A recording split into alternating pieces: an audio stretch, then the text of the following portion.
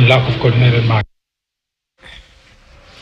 Na kiongozi wa walio wengi katika bunge la kaunti ya Kiambu, Godfrey Musheke, amezungumza kwa mara ya kwanza tangu kushambuliwa akiwa eneo la Kikuyu, kaunti ya Kiambu.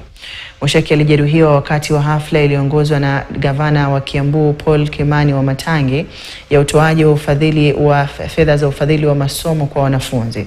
Aidha, ametaja tukio hilo kuwa la kusikitisha na lisilokubalika katika siasa za kaunti hiyo. Akizungumza katika kituo cha polisi cha Kikuyu baada ya kuandika taarifa rasmi, Musheke amesema ana imani kuwa haki itatendeka.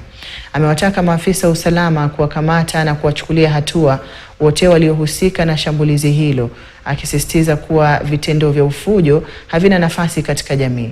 Aidha, amewatahadharisha vijana kote katika kaunti ya Kiambu dhidi ya kuruhusu kutumiwa na wanasiasa katika kuzua vurugu.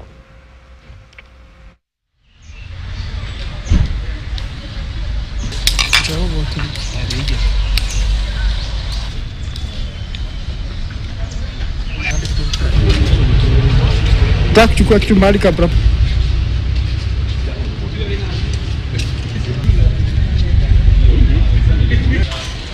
Ati?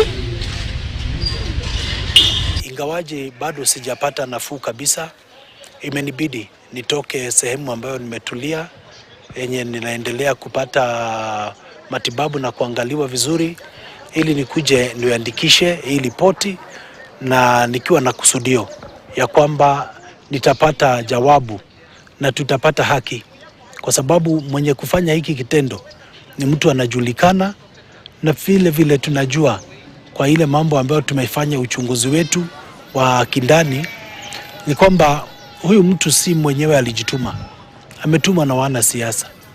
Na kwa hivyo sisi kama viongozi wa Kiambu tunataka kuomba wanasiasa, wakati huu tunaenda kwa uchaguzi, wacha tusije tukatumia vijana wetu kwa njia mbaya.